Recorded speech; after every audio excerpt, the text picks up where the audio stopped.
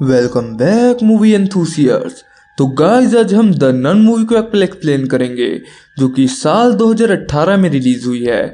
Guys अभी कुछ दिन पहले ही मैंने इसके सेकंड पार्ट को एक्सप्लेन किया था, तो अगर आपने वो वाली वीडियो नहीं देखी है तो मैं उसका लिंक आपको आई बटन में दे दूंगा। आप इस वीडियो को देखने के बाद उस वीडियो को भी जरूर से चेकआउट कर लेना। So guys without any further delay let's start the video.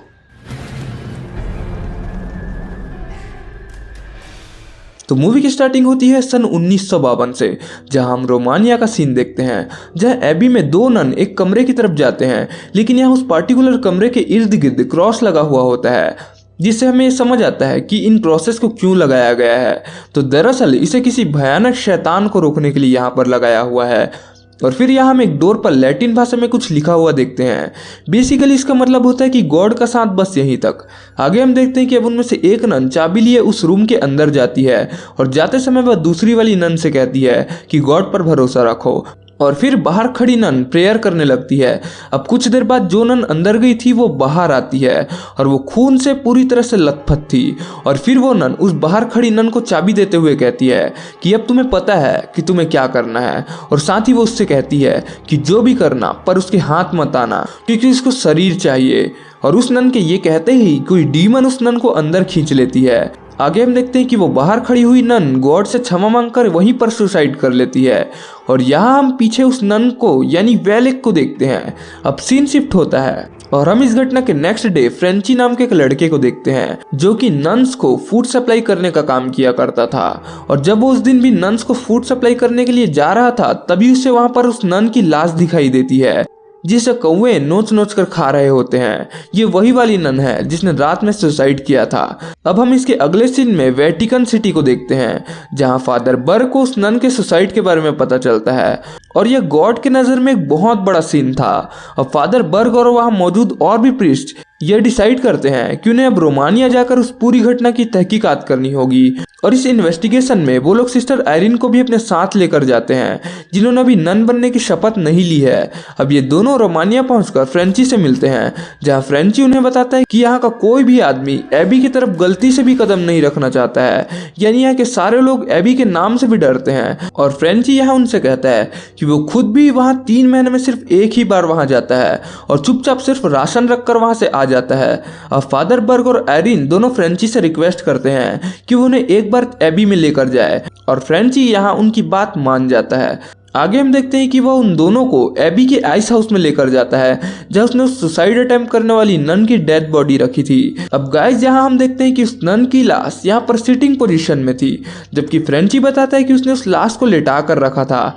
अब फादर बर्ग जब उस लाश को देखते हैं तो वो गौर करते हैं कि उसके हाथ में एक चाबी थी, और फादर उस चाबी को अपने पास रख लेते हैं। अब फ्रेंची फादर को एक डोर दिखाता है और वो बताता है कि यह वही डोर है जिसमें से नन्स खाना लेने के लिए आती है, ताकि उन्हें एबी से बाहर ना आना पड़े। अब आगे हम देखते हैं कि फादर बर्ग उस लाश को वहां की एक कब्र में दफना देते हैं। अब फ्रेंची उन दोनों को एबी के मेन डोर पर लेकर जाता है, जहां उसे उस नन की डेड बॉडी मिली थी। और तभी फादर बर्ग को पास वाली खिड़की में से उस नन यानी वेलेक का साया दिखाई देता है। खैर अब फादर बर्ग को वहां पर खून दिखाई देता है, जो कि अभी भी ताजा था, लेकिन कैसे, क्योंकि उस घटना को तो अभी 2 हफ्ते से ज्यादा हो चुके थे। अब आगे हम देखते हैं कि वो तीनों एबी के अंदर एक चैपल में जाते हैं, जहां उन्हें एक नन मिलती है जिसकी आवाज काफी भयानक थी, लेकिन उसका फेस ढका हुआ था। और वो नन सिस्टर आयरिन और फादर बर्ग को वहां से चले जाने के लिए कहती है, लेकिन तभी फादर बर्ग उससे कहते हैं कि अगर वो लोग यहाँ से चले गए तो वेटिकन्स और लोगों को यहाँ इन्वेस्टिगेशन के लिए भेजेंगे। अब आगे हम देखते हैं कि वो नन फादर बर्ग को वहाँ एबी में कमरे में आज रात रुकने के लिए कहती है, क्योंकि अब दरवाजे बंद हो जाएंगे, क्योंकि अब उन नन्स की प्रेयर का समय हो चुका है। और फिर फादर बर्ग फ्रेंची को यहाँ से जाने के लिए कहते हैं। अब फ्रेंची जब यहाँ से लौट रहा होता है तभी उसे वेलेक यानी उस नन का साया दिखाई देता है, और तभी एक और शैतानी नन उस पर अटैक कर देती है, लेकिन वो वहां से बचकर किसी तरह से घर पहुंच जाता है। अब उधर हम फादर बर्ग और सिस्टर आयरिन को देखते हैं, जो कि खाने की मेज पर बैठे हुए थे। यहाँ सिस्टर आयरिन फादर बर्ग को बताती है कि उन्हें बचपन में अजीबोगरीब विजन्स दिखते थे, और हर विजन्स के लास्ट में उन्हें सिर्फ एक ही ख्याल आता था कि मदर मैरी उन्हें रास्ता दिखाएंगी। और गाइस हो सकता है कि यही कारण से सिस्टर आयरिन को इस इन्वेस्टिगेशन के लिए वेटिकन्स ने चुना हो, खैर अब फादर बर्ग भी सिस्टर आयरीन को अपना एक किस्सा बताते हैं। दरअसल पास्ट में फादर बर्ग ने एक बच्चे का जिसका नाम डैनियल था उसका एग्जॉर्सिज्म किया, लेकिन एग्जॉर्सिज्म के समय उस बच्चे की जान चली गई और फादर बर्ग उसके मौत का दोषी खुद को मानते हैं। अब आगे हम देखते हैं कि उसी रात जब फादर बर्ग सोए हुए होते हैं तभी अचानक रात को ट्रांजिस्टर बजता है जिससे उनकी नींद खुल जाती है और इसके बाद फादर बर्ग को वहां एक बच्चे का साया दिखाई देता है जिसका पीछा करते करते फादर बर्ग नीचे कब्रिस्तान की तरफ चले जाते हैं और नीचे आकर जब वह देखते हैं तो उन्हें पता चलता है कि यह साया और किसी का नहीं बल्कि डैनियल का ही होता है जो कि शैतानी साया होता है। अब आगे हम देखते हैं कि डैनियल के मुंह से एक सांप निकलता है जो कि फादर बर्ग पर अटैक कर देता है जिससे फादर बर्ग वहां एक खाली कॉफिन में गिर जाते हैं और वही दफन हो जाते हैं। अब उस कॉफिन के बाहर एक घंटी लगी हुई थी जिसे फादर बर्ग हेल्प के लिए बजाने लगते हैं। दूसरी तरफ हम देखते हैं कि सिस्टर आयरीन की भी अब नींद खुल जाती है। अब आयरीन को वहां उन नन्स की आवाज आती है जो प्रेयर्स कर रही थी। अब आयरीन उस आवाज का पीछा करने लगती है और यहाँ हम देखते हैं कि एक शैतानी साया भी आयरीन का पीछा करने लगता है। अब आयरीन उस चैपल तक पहुंच जाती है जहां वो नन्स प्रेयर कर रही थी और तभी सिस्टर आयरीन को वो शैतानी साया बार बार दिखने लगता है और फिर वो साया पास वाले मिरर के अंदर घुसकर सिस्टर आयरीन पर अटैक कर देता है जिससे वो मिरर टूट जाता है। आगे हम देखते हैं कि सिस्टर आयरीन वहां से भागकर बाहर उस कब्रिस्तान के पास आ जाती है जहां उन्हें फादर बर्ग के चीखने की और बेल बजाने की आवाज आती है। अब यहाँ सारी कब्रों की बेल्स अचानक बजने लगती है लेकिन आयरीन अपने विजन से पता लगा लेती है कि फादर बर्ग कौन से वाले कब्र में है। अब आयरीन उस कब्र को खोदने लगती है और यहाँ हम देखते हैं कि कब्र के अंदर फादर पर एक डीमन अटैक कर देता है, लेकिन इससे पहले कि फादर को कोई नुकसान पहुंचे आयरीन उन्हें कब्र से बाहर निकाल देती है।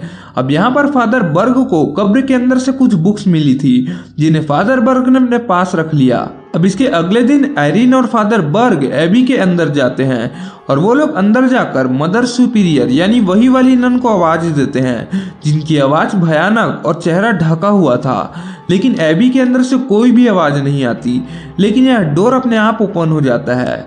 अब यहाँ पर सिर्फ आयरीन ही अंदर जाती है, लेकिन अंदर जाने से पहले फादर ने सिस्टर आयरीन को वही वाली चाबी दी थी जिसे उन्होंने उस डेड बॉडी से लिया था और फादर बर्ग ने आयरीन को कहा कि तुम्हें अंदर जाकर इस चाबी के बारे में पता लगाना है।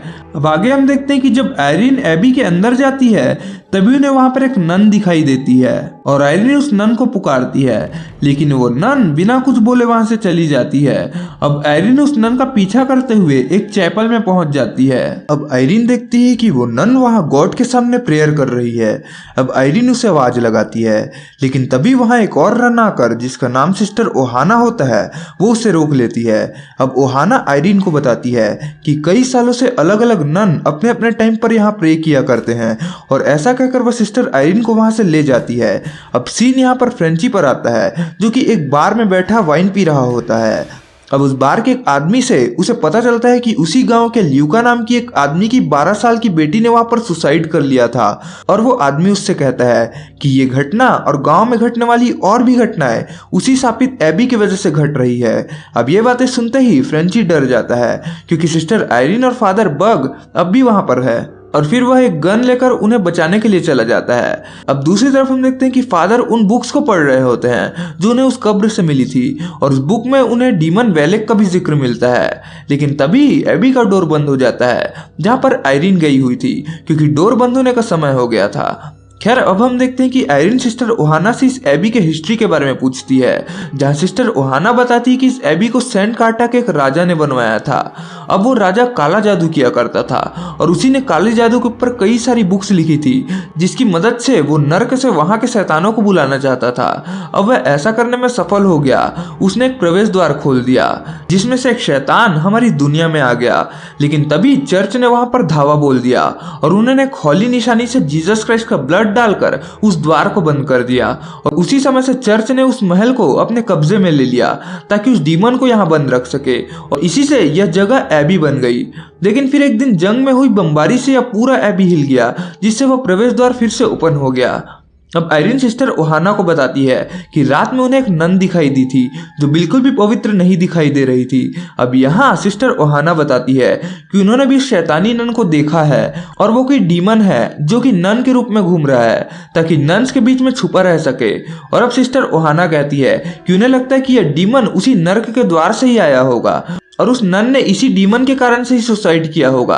खैर अब ये सब बातें जब वो आयरिन को बता रही होती है तभी एक और नन आकर उन्हें रोक देती है और कहती है कि उनके प्रेयर का टाइम हो गया है और अब क्योंकि सिस्टर आयरिन रात में यहीं रुकेगी इसलिए सिस्टर ओहाना आयरिन को एक कमरे तक छोड़ देती है और कमरे को बाहर से लॉक कर देती है।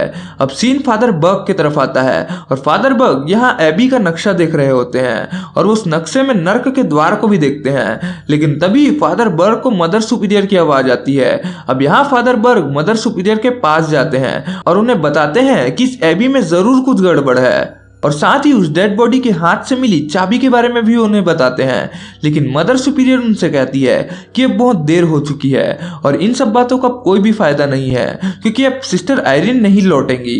और ये सब बातें कहने के बाद मदर सुपीरियर चुप हो जाती है और जब फादर बर्ग उन्हें छूने की कोशिश करते हैं तब वो उन पर हमला कर देती है और इसके बाद वो कहीं गायब हो जाती है। अब दूसरी तरफ हम सिस्टर आयरिन को देखते हैं जिन्हें विजन आता है और उस विजन में वो डीमन वेलेक को देखती है और अचानक उनकी नींद खुल जाती है। लेकिन गाइस यहाँ पर आयरिन को अपने रूम में एक नन प्रेयर करती हुई दिखाई देती है। अब सिस्टर आयरिन जब उस नन के पास जाती है तब अचानक से आयरिन को स्टार्टिंग वाली नन का सुसाइड वाला सीन फिर से दिखाई देता है। लेकिन तभी अचानक से आयरिन का रूम का डोर अपने आप ओपन हो जाता है। अब सिस्टर आयरिन बाहर जाती है और चलते चलते वह उसी रूम के पास पहुंच जाती है जहाँ पर फिनिथ हिक डियो लिखा था यानी गॉड का साथ बस यहीं तक। और फिर अचानक से वो डोर अपने आप ओपन हो जाता है और गाइस यहाँ हम उस नन को यानी वेलेक को देखते हैं जो कि आयरिन पर अटैक कर देती है। लेकिन आयरिन यहाँ किसी तरह से अपने आप को छुड़ाकर भागने लगती है और तभी यहाँ पर सिस्टर ओहाना आ जाती है। आगे हम देखते हैं कि सिस्टर ओहाना आयरिन को बताती है कि वो डीमन अब बहुत शक्तिशाली हो गया है और प्रेयर से उस डीमन को रोक सकता है। इसके बाद सिस्टर आयरिन एबी के एक चैपल में पहुंचती है जहाँ पर एक नन प्रेयर कर रही थी। उस नन के साइड में एक डेड बॉडी पड़ी हुई थी। लेकिन जब आयरिन उस डेड बॉडी में से कपड़ा हटाती है तो वो देखती है कि वो डेड बॉडी और किसी की नहीं बल्कि सिस्टर ओहाना की थी और आयरिन यहाँ पर काफी शॉक हो जाती है। अब इसके अगले सीन में हम देखते हैं कि काफी सारी नन्स यहाँ पर एक साथ काफी डरी हुई आती हैं और फिर उनमें से एक नन सिस्टर आयरिन को कहती है कि उसकी नजर गॉड पर से हटने ना पाए और वो भी उनके साथ प्रेयर करे। और गाइस यहाँ पर हम देखते हैं कि मदर मैरी की स्टेच्यू से यहाँ पर खून निकल रहा होता है और वो डीमन उन सारी नन्स पर अटैक करके उनके प्रेयर्स को भंग कर देता है। लेकिन आयरिन यहाँ पर अभी भी प्रेयर कर रही होती है। अब उधर हम फादर बर्ग को देखते हैं जो कि आइस हाउस में होते हैं। लेकिन यहाँ पर वो नन फादर बर्ग पर हमला कर देती है।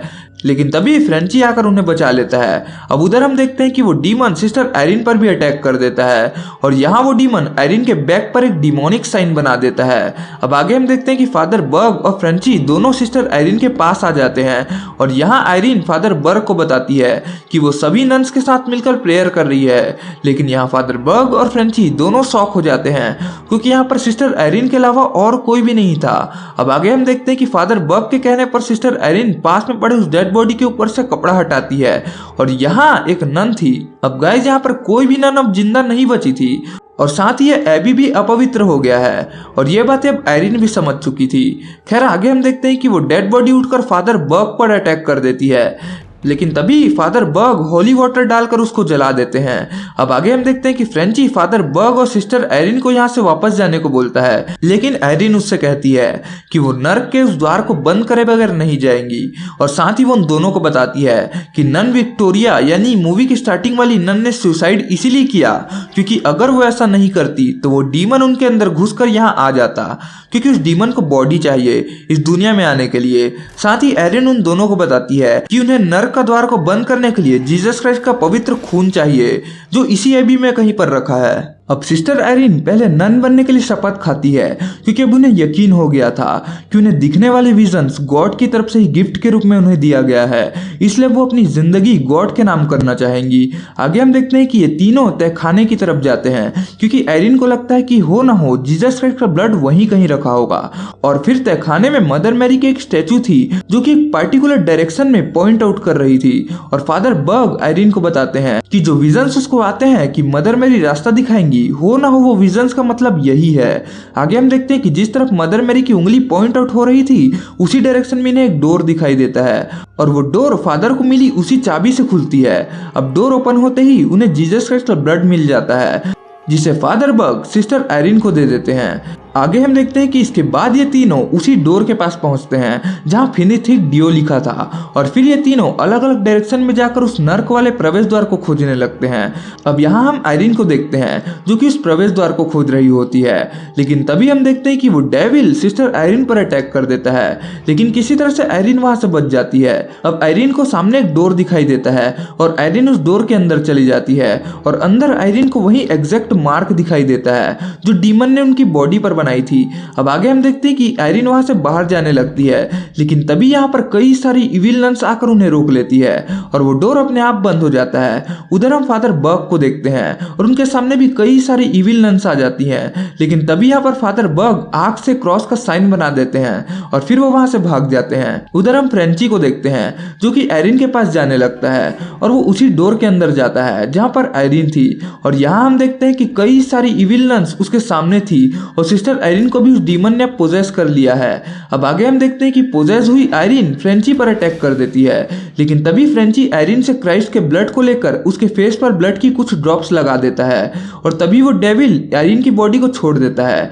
लेकिन गाइस इस बार वो डीमन वापस नन बनकर फ्रेंची पर अटैक कर देता है और फिर आयरीन फ्रेंची को बचाने के लिए आगे जाती है, लेकिन वो डीमन आयरीन को अपनी पावर से दूसरे रूम में फेंक देता है और जिस रूम में आयरीन गिरती है वहां काफी पानी भरा होता है। अब सीन उधर फादर बग की तरफ जाता है और वहां हम उस डेविल को डैनियल के रूप में देखते हैं और वो फादर बग पर अटैक कर देता है और डैनियल के मुंह से सांप निकलकर फादर बग को जख्मी कर देता है। अब उधर आयरीन नोटिस करती है कि उसके गले से वो निशानी उतर गया है जिसमें जीसस क्राइस्ट का ब्लड था और पानी में कहीं खो गया है और तभी वो डेविल आकर आयरीन को पानी में डुबोकर मारने लगती है, लेकिन फादर बग उस समय वहां आ जाते हैं और उस डीमन नन को रोकने लगते हैं, लेकिन वो डीमन फादर को भी हवा में लेविटेट कर दूर फेंक देती है और तभी यहाँ पर आयरीन उस निशानी को पानी के अंदर से अपनी तरफ खींचकर उसमें से जीसस क्राइस्ट का ब्लड को अपने मुंह में भर लेती है और फिर आयरीन अपने मुंह में भरा हुआ ब्लड को उस नन के मुंह पर थूक देती है और यहाँ हम देखते हैं कि वो नन नष्ट होने लगती है। और गाइस जिस रूम में ये लोग थे उसी रूम में ही वो प्रवेश द्वार था,